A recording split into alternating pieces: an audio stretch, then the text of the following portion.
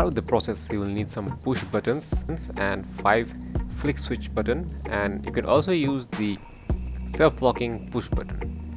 And you will also need a USB type B encoder, which is basically plug and play, no programming required, no soldering required, a jigsaw to cut the wood or plywood, a drilling machine to drill the holes for the buttons, and a plywood.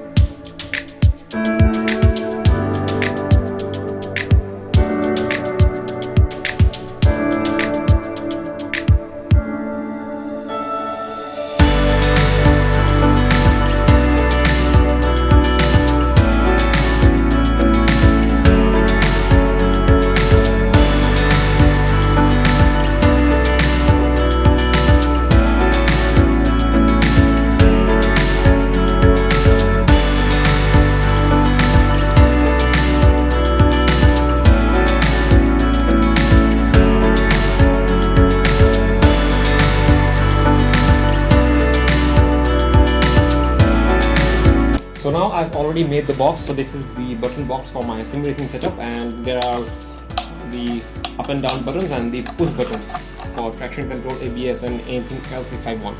But as you might wonder that I haven't covered this part of the box because this is completely unnecessary, because my camera will only, if this is the camera, it will only capture this part. So it will only capture this part and this part and the top one. So I also haven't used plywood on this part also because this is unnecessary. I can work on it, but still it will be pointless to work on something which actually doesn't show on camera. So this is the part for the buttons, and I will now quickly open one of the buttons.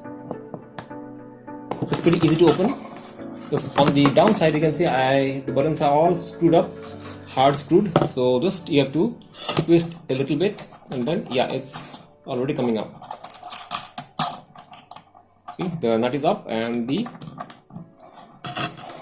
so that even if I don't want, I can also not I can also not use this screw. Okay, so this is the nut for the, and I will also open one more, the button, the push button. It's very easy to open, just one screw. As I think you will already see on the video how I install all this. This is basically very simple. Just again screw back in, just in case you do not want to lose the bottom part, or else you are screwed. So again, I will also screw the flick switch.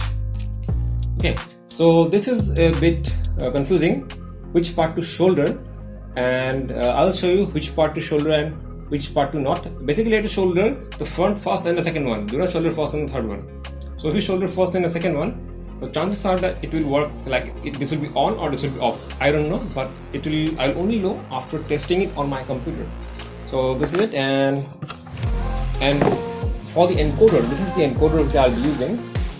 Okay, do not touch the encoder with your bare hands because your hand might have some kind of static electricity which you do not want to pass on the encoder, and sometimes it might not work that way.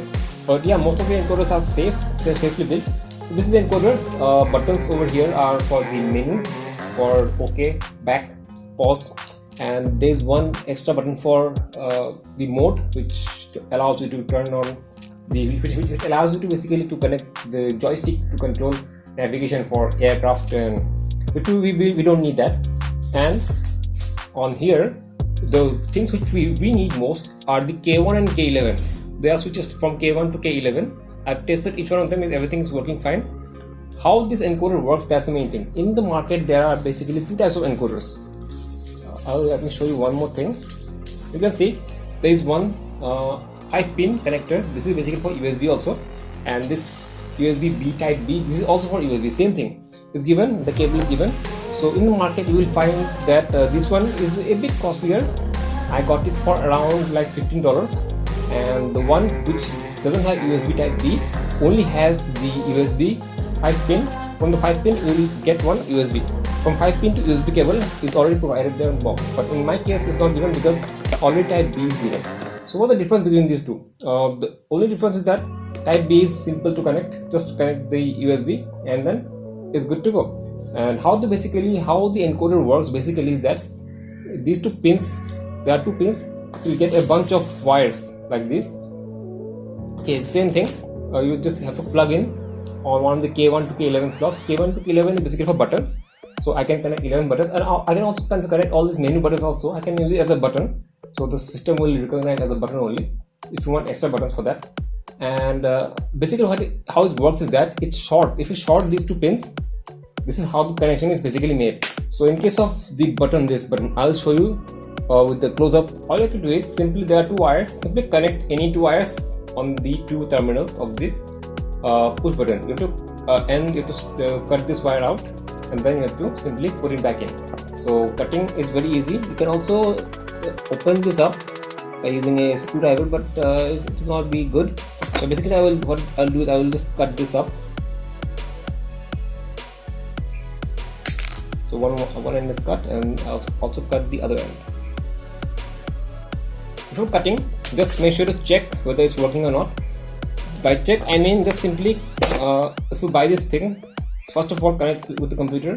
On Google Chrome, you will find, on any web browser you will find online type input test, or you can also open the game and press any button to assign a key and then short these two. Okay, then the key will be assigned. So this is how it works. So I will open this. You can also use a razor, but razor is very sharp and you might end up cutting the wire inside. If one wire is cut, you are screwed. Both of my wires are out. I'll twist those wires. Both of them. You don't need any shouldering. Just twist those wires again, and now you can see there are two screws out there. All you have to do is simply turn those screws. You can use a screwdriver, or you can also use the other end of my scissor.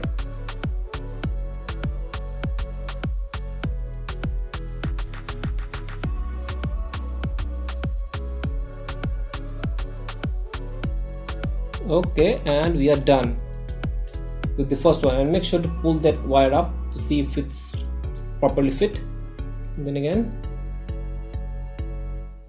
tighten it up. Okay, the first wire is down, first one is wire is connected, and with that you can also connect the second wire. Place it inside and screw it up. The best part about this is that you do not need any shouldering. This nut is different, so I have to use a Allen. Okay, this one is loose. I think this one will be tight enough. Okay.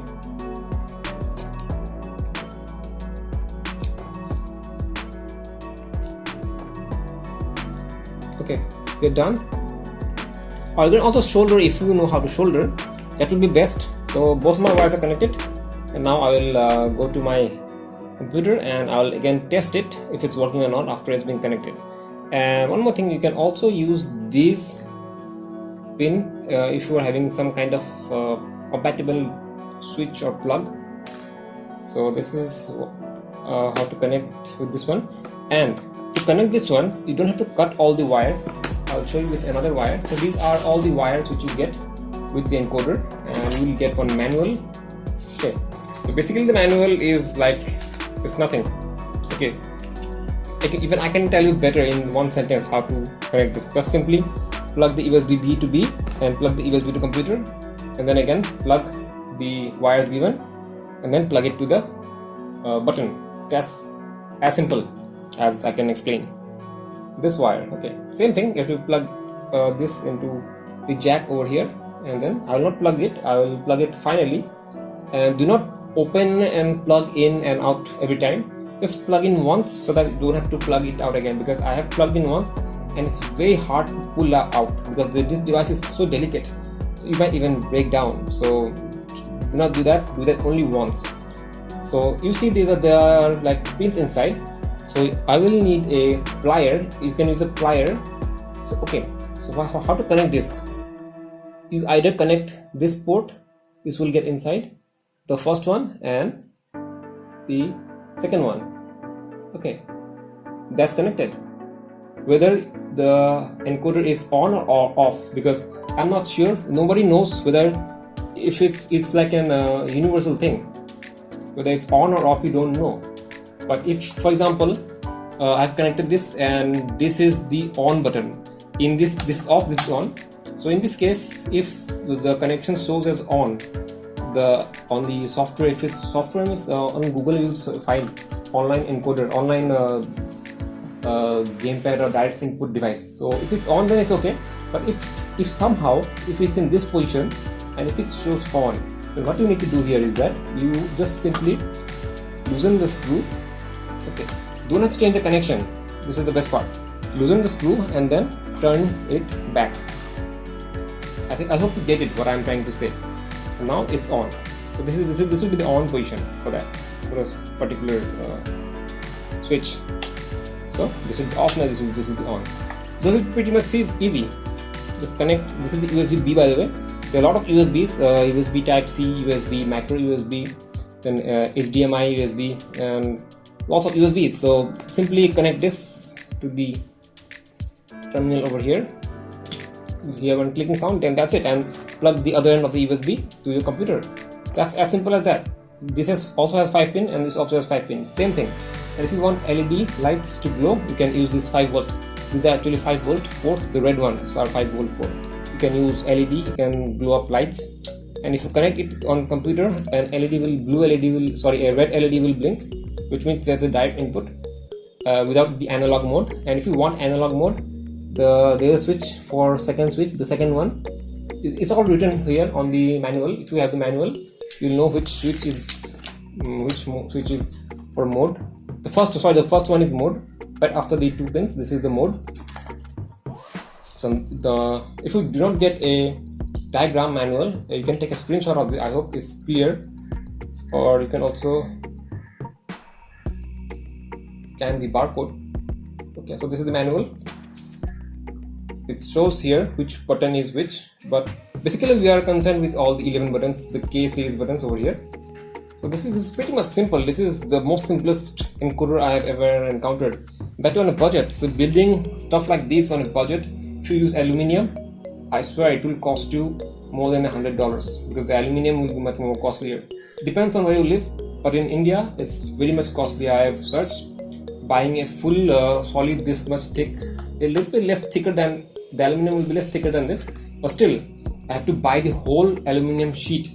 That will cost me more than $100. So, and the buttons, these comes cheap, but again depends on where you live and the delivery charges and everything else, that will add up to the cost. But in my case, I built the whole system.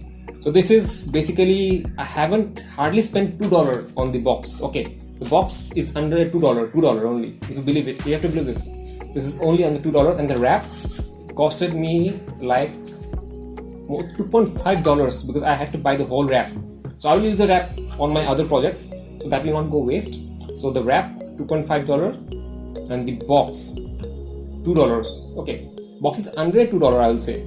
A lot of plywood has been saved.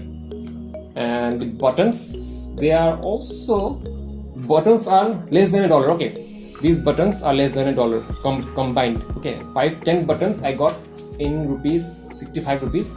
I got 10 buttons, and I made a printout, so that cost me less than 5 rupees. One by 15th of the dollar, I'll say.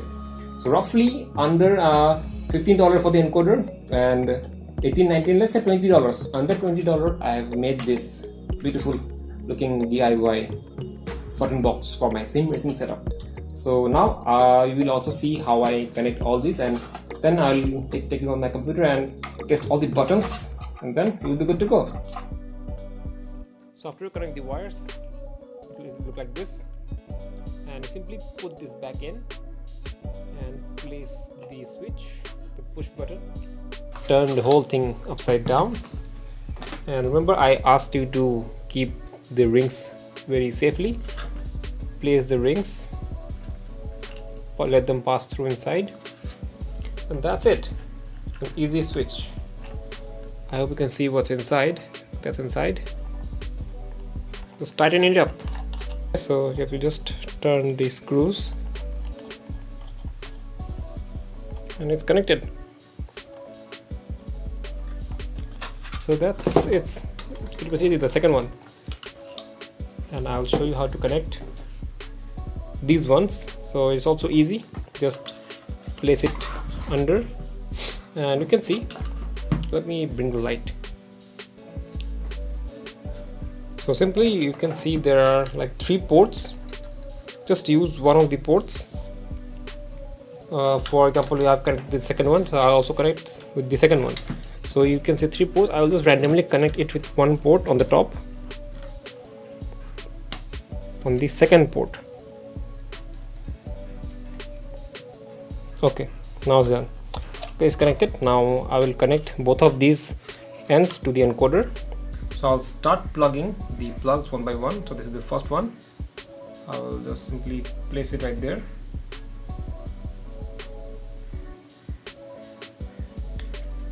And the second one, make sure not to touch the circuit. Okay, this is the second one.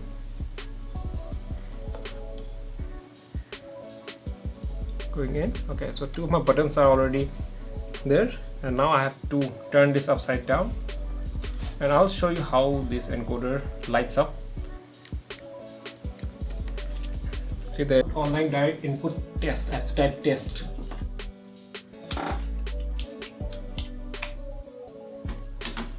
Gamepad tester.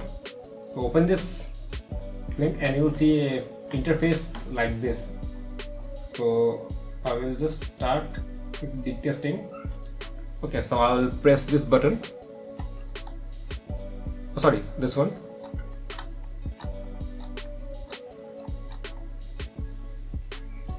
Okay.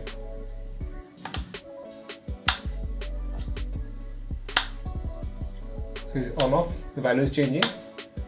So I will go to edit assignment and I will just click on, let's test with gear 1. Okay, joy button 0 is showing, and gear 2. Okay, it's button 2 because this is actually in on position. Now I get it. So like I said, if you do not know which button will work because it has 3 pins. So even if you connect with 1, 2, and then if it's in on position, if it's working in on position, then simply turn this button, whole button down. So right now I will just turn it down like that. So it means it should work like that. It's pretty easy. Tighten the screw up. You can tighten the screw with your fingers, with your nails. So now it's in on position. That's how it will work. And this is for the joy button 0. And let's check again for the, this is off, and again this is on. Okay, because I'll be using it in this position. So this is my top part and this is my bottom part. So this is it. This is how you can configure all the buttons. Later on I will connect with each and every one of the buttons, and then it will be a full-fledged working button box. So this is just for you to make sure how to use it, and then again if I have some spare time, then I will make this button box a complete button box. It will take like 1 or 2 days. Not even 1 or 2 days, it will take 1 or 2 minutes for me to connect all these, but the purpose of this video is to show you how you can connect the encoder with the button box, and also how you can make the button box. That's the most important thing, because if you don't know how to make it, then no point buying an encoder. So this was the video. I hope it is helpful. So till then, I'll see you on my next video, and stay tuned. And if you are new to my channel, feel free to subscribe and press the bell icon to receive notifications in time. So till then, I'll see you on my next video.